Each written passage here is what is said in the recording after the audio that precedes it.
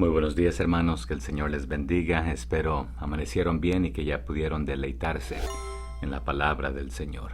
Hemos llegado a Primera de Juan, capítulo 3, hijos de Dios. Dice el verso 1, mirad cuál amor nos ha dado el Padre, para que seamos llamados hijos de Dios. Por esto el mundo no nos conoce, porque no le conoció a Él. Anteriormente ya les dijo, aquellos que se dicen ser hijos de Dios o conocer de Dios, pero realmente no le conocen, continúan en sus tinieblas.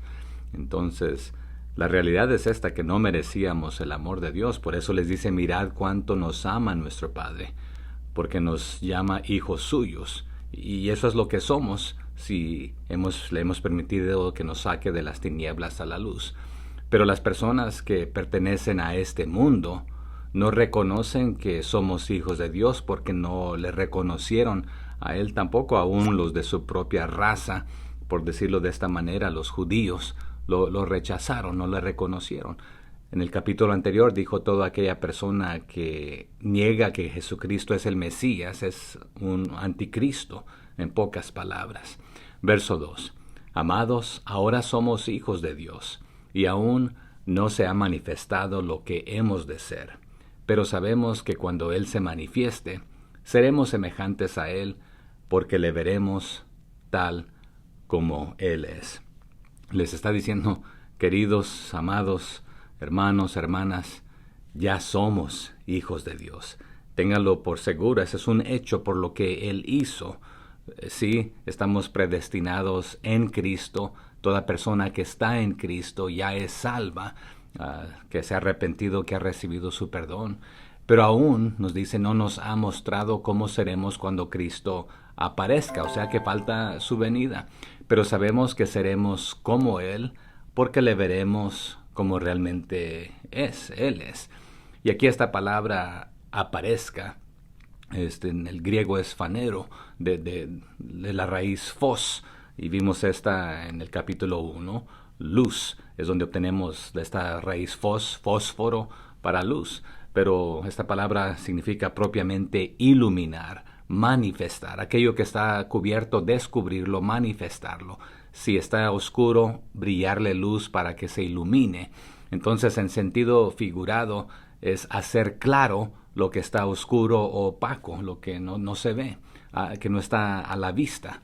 Entonces, lo que no es aparente o asible todavía. Entonces, fanero es hacerse manifiesto. Y aquí en 1 de Juan capítulo 3, verso 2, está diciendo, amados, ahora, ya en este momento somos hijos de Dios, no tenemos que esperar para hacerlo. Ya nos ha adoptado, ya nos ha salvado, redimido, justificado, santificado, pero aún no se ha manifestado lo que hemos de ser, o sea, el punto final de su venida. Sabemos que sí, Él se manifiesta, y aquí que si Él se manifiesta, en el griego ean, fanero, en combinación con esto de manifestar, seremos semejantes a Él, porque oti lo veremos tal como kathos, como Él es. Y aquí en 1 de Juan 3:2, al igual que también en otros textos, indica que los cristianos, usted como yo, veremos a Cristo que regresa en diferentes niveles. ¿Y qué significa esto? ¿Y qué clase de niveles? Bueno, diferentes niveles de aprehensión, es decir, con diferentes grados individuales de percepción que reflejan al espectador, dependiendo quién es esta persona. Si nunca le conoció, nunca le aceptó, le rechazó, entonces no le reconoce aún en este momento ni como Jesús. Recordemos el capítulo anterior que decía, toda persona que niega que Jesús es el Mesías es un anticristo. Entonces aquí esta palabra que se usa en el griego de si Él se revela o cuando Él se revele, no es de que por si venga o no venga. Entonces, nuevamente, el sí, el texto griego ean, subraya esta realidad, es decir, la extensión equivalente, kathos, que los creyentes percibirán, agarrarán, verán al Cristo glorificado en su regreso. Esto refleja de nuevo el nivel en que apta experiencialmente, lo conocimos en su santificación en esta vida. Y entre más estudiamos su palabra, más le vamos a conocer. Y realmente algunos solamente y simplemente se basan en las experiencias, pero aquí lleva parte de esto, que adecuadamente, experiencialmente, le conocemos, Él nos conoce. Pudiéramos ir a 1 Corintios 13:12, pero alguien que lo escriba ahí, qué es lo que nos dice ahí. Pero regresando aquí a esta palabra, fanero, es volverse manifiesto. Luego se relaciona con el nivel que cada creyente individual verá al Cristo glorificado en su regreso. Entonces, esto es nuestra relación con Él. Le conoceremos tal como Él es. En este momento podemos conocerle a través de su palabra, pero algunos de nosotros, aunque ya también somos cristianos, no conocemos mucho de Él, de su palabra, porque no nos hemos profundizado. Entonces tenemos diferentes niveles de conocimiento del Señor, aunque el primer conocimiento es de reconocerle como nuestro Salvador. El verso 3 nos ayuda. Y todo aquel que tiene esta esperanza en Él, se purifica a sí mismo, así como Él es puro. O sea que va progresando en estos niveles de santificación, justificación, aunque ya lo somos, pero sí, también es un proceso. El que comenzó la buena obra en nosotros la perfeccionará, ¿verdad? Y todos los que tenemos esta ansiosa, por decirlo de esta manera, expectativa, nos vamos a mantener puros, así como Él es puro, no contaminándonos, no estando en las tinieblas, sino en la luz, en expectativa, conociéndole mientras Él retorna, para que cuando Él retorne tenemos mucho mayor conocimiento. Y claro, todo el conocimiento lo encontramos en su palabra. Verso 4. Todo aquel que comete pecado infringe también la ley, pues el pecado es infracción de la ley.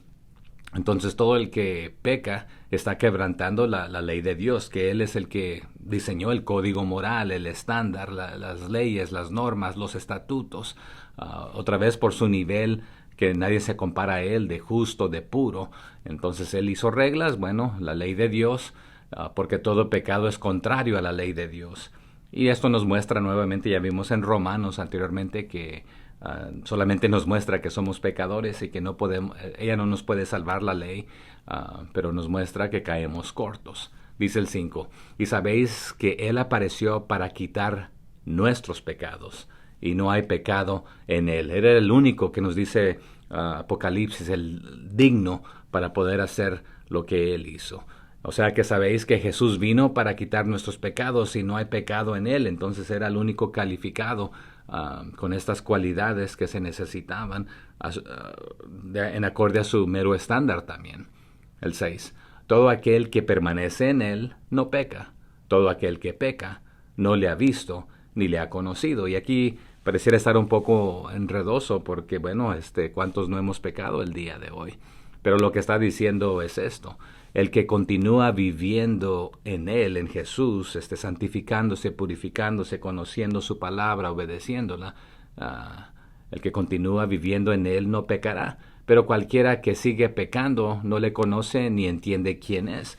O sea que usted no ha salido ni de las tinieblas para la luz, y conocer más la luz y acercarse más a Él. Les dicen el 7, hijitos, nadie os engañe.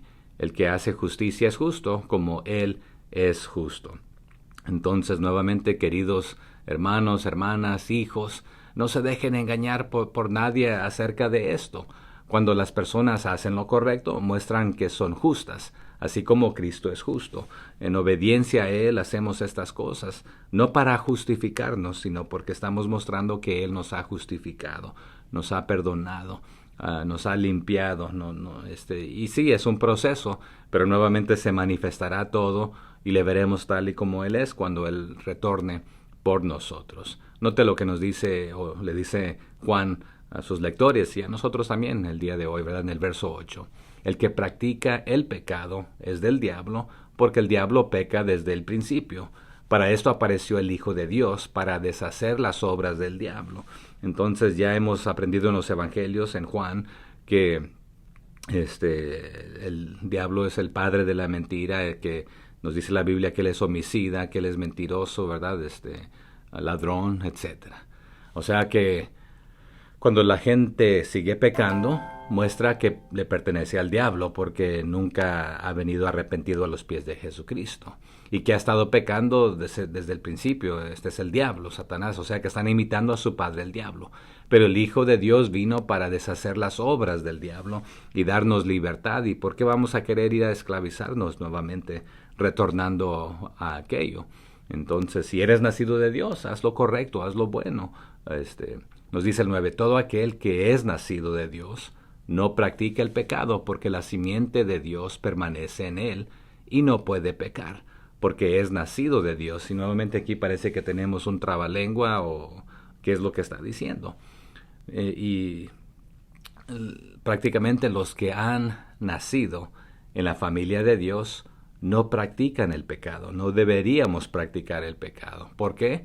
Porque la vida de Dios está en ellos.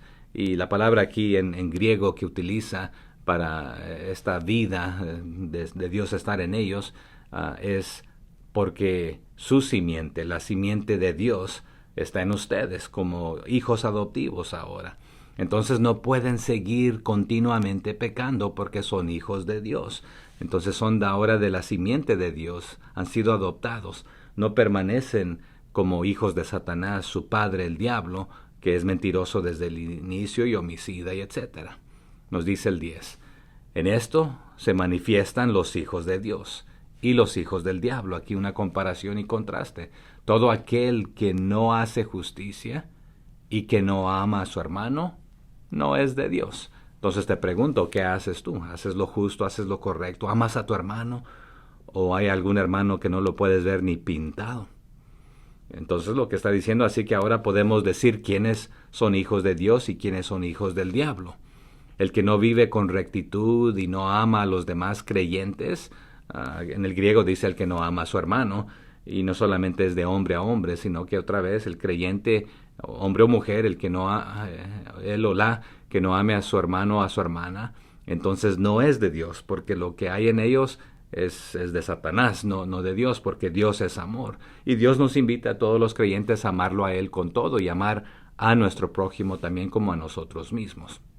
Nos dice el 11, porque este es el mensaje que habéis oído desde el principio, que nos amemos unos a otros. Amaos unos a otros. Prácticamente ese es un mensaje, pero no una sugerencia, sino que es un orden. Ámense unos a otros. O sea que este es el mensaje que no solamente lo estás escuchando por primera vez, ya lo has oído, y lo has oído desde el inicio. Y ese ha sido el mismo, que se amen los unos a los otros. Y aún va a regresar aquí en el verso 12 hasta allá, y al cual principio, ya desde Génesis, no solamente es algo nuevo cuando Jesús vino. Y sí, ya les dijo, les doy un mandamiento nuevo, pero no es nuevo en calidad, sino que solamente el paquete, se los estoy presentando de otro ángulo. Verso 12, no como Caín, que era del maligno, o sea, de Satanás, y mató a su hermano. ¿Y por qué causa le mató?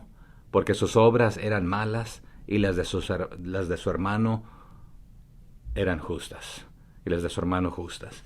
Entonces nos hemos preguntado por qué Dios aceptó lo de uno y lo del otro. Era la condición del corazón, pero las obras eran malas. Verso 12. No debemos ser como Caín, que pertenecía al maligno, a Satanás, y mató a su hermano. ¿Y por qué lo mató otra vez? Porque Caín había estado haciendo lo malo y su hermano había estado haciendo lo justo, lo correcto. Entonces, ¿amas a tu hermano? Espero que sí. Espero que nos amemos los unos a los otros, nos tratemos con el amor de Dios y la gracia de Dios, que usted ni yo la merecíamos. Entonces, ¿quiénes somos nosotros para no extenderla al hermano o a la hermana, aunque te caiga mal? Verso 13. Hermanos míos, no os extrañéis si el mundo os aborrece. Ustedes no deben aborrecerse los unos a los otros, pero que no se sorprendan. Les está diciendo, así que hermanos, no se sorprendan si el mundo los odia, porque pues son de Satanás, y Satanás odia a los creyentes.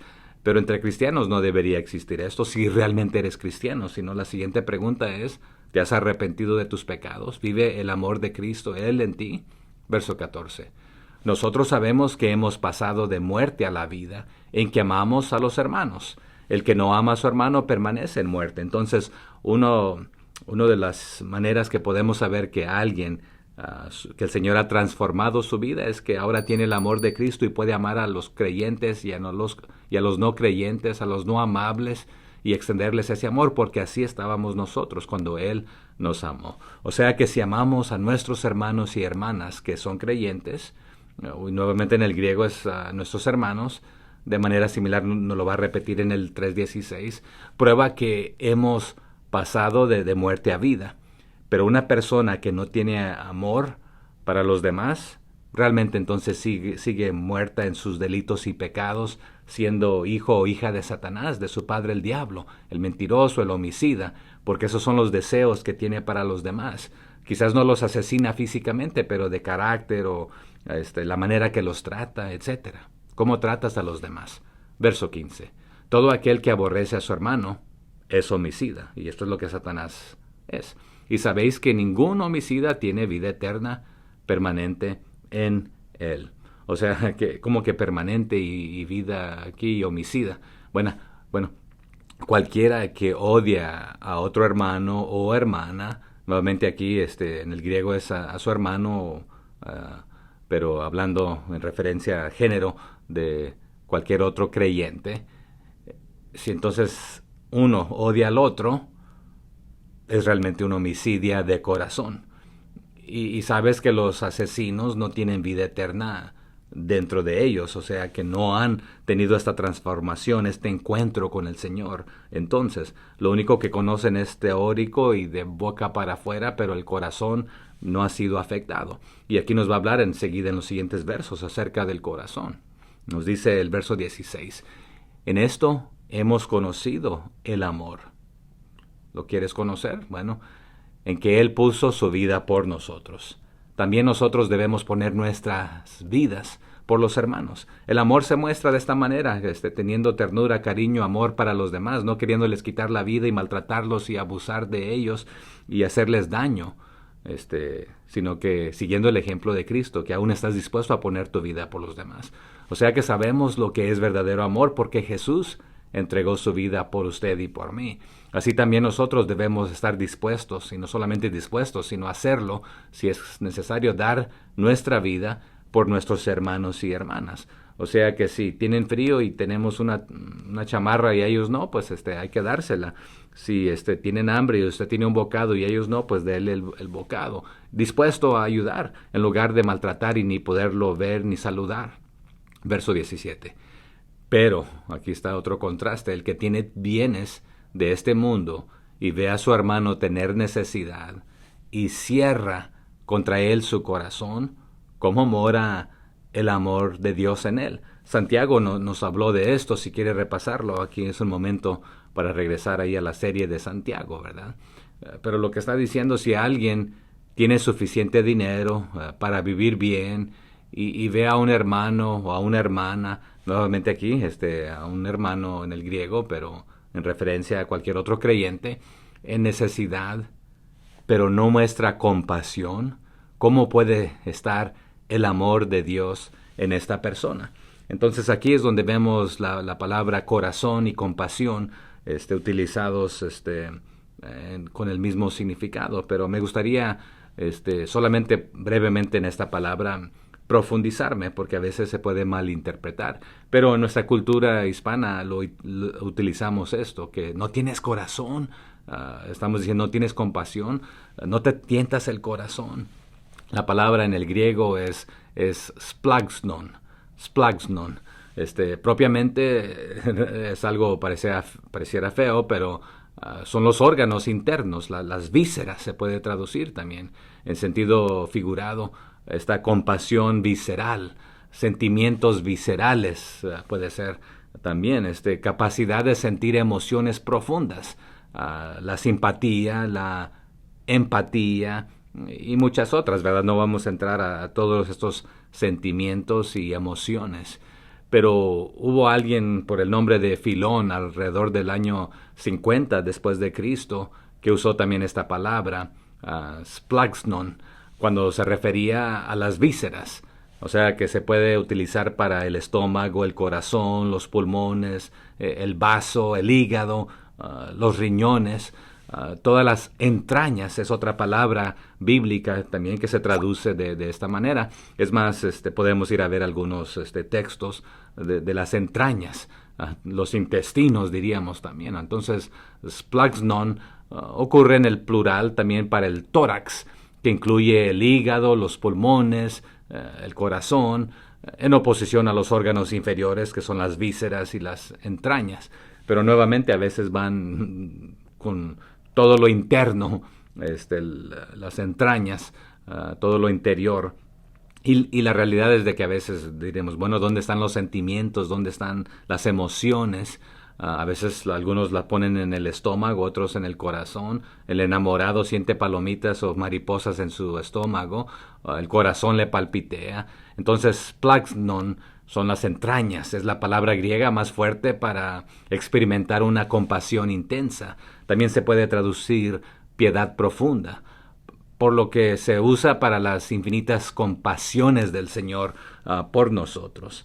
Y pudiéramos ir a buscar algunas citas para mencionarlas. Usted escríbame allí en los comentarios algunas de estas que hacen esta referencia, que utilizan ya sea que la entrañas o entrañable. Por ejemplo, le doy una. Lucas 1:78 menciona: por la entrañable misericordia de nuestro Dios, con que nos visitó desde lo alto la aurora. Entonces, entrañable y misericordia van de la mano. Ahí nos mostró su amor, su misericordia, su lealtad al pacto.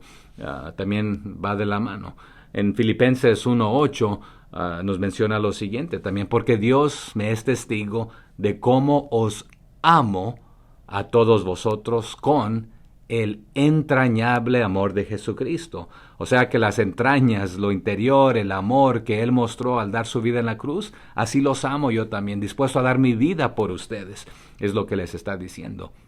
Entonces, si hacemos reflexión en cuanto a esta palabra, Jesús estaba constantemente movido a la compasión por las personas y mostraba su perfecto splaxnon, sus entrañas, movido a misericordia. O sea que Cristo ejerció esta perfecta expresión afectiva. También se le puede nombrar splaxnizomai. Y pudiéramos ver muchos ejemplos. Le voy a dar algunos para que los vea más tarde en casa. Ahí, ¿verdad? Mateo 9:36, 14:14, Mateo 15:32, Mateo 20:34. También tenemos en Marcos 1:41, Marcos 6:34, Marcos 8:2 y Lucas 7:13. Y bueno, pudiéramos continuar. Pero los milagros de Cristo funcionaron también como llamadores de atención, ya que mostró una gran compasión a amar a las personas. Lo opuesto a mostrar compasión es mostrar indiferencia, que no tiene corazón, que no es movido a nada. Entonces, Jesucristo mostró compasión, amando a las personas. Sí, satisfació sus deseos físicos para satisfacer los deseos espirituales, también las necesidades más profundas, tanto como las superficiales. Tenían hambre, les dio de comer, pero también les dio alimento espiritual. Entonces también, si nos profundizamos aún más en esta reflexión, a través de la fe, los creyentes recibimos el valor instintivo para sentir, para abrazar, para tener este amor, lo que es visceral para Dios. Esto es necesario para vivir en su plenitud, obedeciéndole, imitándole, siguiéndole. También lo vimos en la carta una carta corta, ¿verdad? Un capítulo escrita a Filemón, ¿verdad? Filemón, ahí en esta carta se usa esta palabra splaxnon 4 veces en relación con persuadir a Filemón por las compasiones del Señor para que perdone a su esclavo fugitivo. ¿Cómo se llamaba? Alguien que me ayude. Onésimo, ¿verdad? Muy bien. Entonces, estas compasiones de las entrañas, ser movido a compasión. Pudiéramos hablar del el ejemplo de, vamos a ver, se me fue, bueno, el que fue asaltado, ¿cómo se llamaba? El buen samaritano. Fue movido a misericordia, pero los religiosos y los levitas no, pero nosotros debemos ser movidos. Verso 18. Hijitos míos, no amemos de palabra ni de lengua, sino de hecho y en verdad. Aquí está diciendo otra vez entonces desde las entrañas, con acción. Entonces, queridos hijos, no digamos simplemente que nos amamos unos a otros y solamente de lengua me como un plato. Por ahí creo que hay un dicho, ¿verdad? No amemos solamente de palabra, de lengua, sin sentirlo. Mostremos la verdad en nuestras acciones, compasivas, amorosas, perdonadores. Dios es amor, hay que amar. Dios perdona, hay que perdonar. Dios da misericordia, hay que extender misericordia.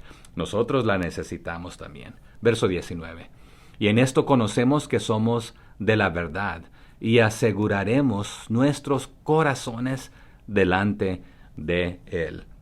En otras palabras, nuestras acciones mostrarán y muestran diariamente si es que pertenecemos a la verdad o no, si continuamos en la mentira, muertos en la oscuridad.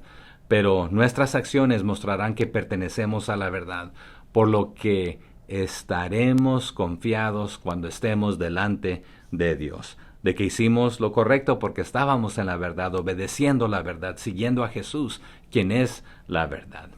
El verso 20 dice, pues si nuestro corazón nos reprende, mayor que nuestro corazón es Dios, y Él sabe todas las cosas. Entonces, cuando decimos no se tienta el corazón o no tiene corazón, bueno, a veces nuestro mismo corazón nos reprende de que debemos hacer algo, nos está diciendo, pero aunque nos sintamos culpables, Dios es más grande que nuestros sentimientos, y Él lo sabe todo.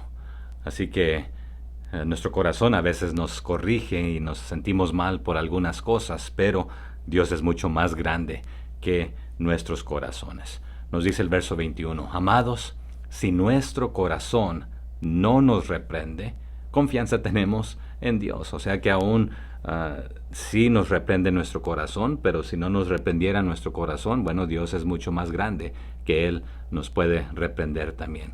Queridos amigos, hermanos, hermanas, si no nos sentimos culpables, podemos acercarnos a Dios con confianza audaz. Ciertas palabras está diciendo. Y una de dos, si nuestro corazón no nos reprende es porque estamos haciendo lo correcto, pero a veces si hemos estado haciendo lo malo por demasiado tiempo, entonces ya hemos apagado el Espíritu Santo, y al mismo tiempo también si nos acercamos al Señor, acerquémonos con confianza de que estamos haciendo lo correcto o de que vamos a ser corregidos. Verso 22. Y cualquiera cosa que pidiéramos, la recibiremos de Él porque guardamos sus mandamientos y hacemos las cosas que son agradables delante de Él. Entonces, si estamos viviendo correctamente nuestra vida en alabanza, en adoración, en servicio a Él, en obediencia, entonces no hay nada de qué temer, no hay nada que corregir, nuestro corazón está limpio. Está diciendo, y recibiremos de Él todo lo que pidamos porque le obedecemos y hacemos las cosas que son de agrado a Él. Entonces, amar a nuestro prójimo, hacer justicia, hacer lo correcto, es de agrado al Señor, en obediencia a Él. El 23. Y este es su mandamiento, que creamos en el nombre de su Hijo Jesucristo, y nos amemos unos a otros como nos lo ha mandado. Y nuevamente ya dijimos, no es una sugerencia, no es una opinión, no es de que si te cae bien el hermano o la hermana. Es un mandamiento, es un mandato. Por eso se le nombra mandamiento. Te mando, te ordeno. Debes creer en el nombre de su Hijo Jesucristo. Pero va de la mano y al mismo nivel. Amar a tu prójimo, a tu hermano, a tu hermana, tal como Él nos ordenó. Entonces no puedes separar estas dos, de decir creo en Jesucristo y no amar a tu prójimo, a tu hermano. El 24. Y el que guarda sus mandamientos permanece en Dios y Dios en él. Y en esto sabemos que Él permanece en nosotros, por el Espíritu que nos ha dado. Entonces sí, Dios Padre, Dios Hijo, Dios Espíritu Santo nos guía, pero primero nos redarguye, nos convence de pecado, pero nos guía a toda la verdad, a conocer a Jesús, su palabra, a conocerle a Él. Entonces los que obedecemos, los que obedecen los mandamientos de Dios, permanecen en comunión con Él y Él con ellos. Y sabemos que vive en nosotros porque el Espíritu que nos dio vive en nosotros. Y ahí está la lectura del día de hoy. Mi oración es que el Señor lo continúe usando, bendiciendo para su honra y su gloria. Compártame lo que usted está aprendiendo, comparta este video, suscríbase, animémonos los unos a los otros, animemos a otros a seguir en obediencia, amándonos para su honra y su gloria. Bendiciones.